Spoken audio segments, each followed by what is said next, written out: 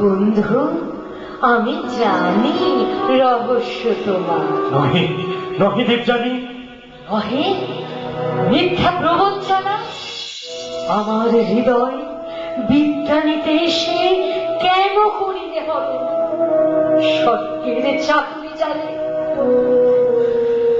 বুঝেছি এখন, আমাদের করিয়া বস পিতার হৃদয়ে চেয়েছিলে বসে। সে বিদ্যার তলে মনে করো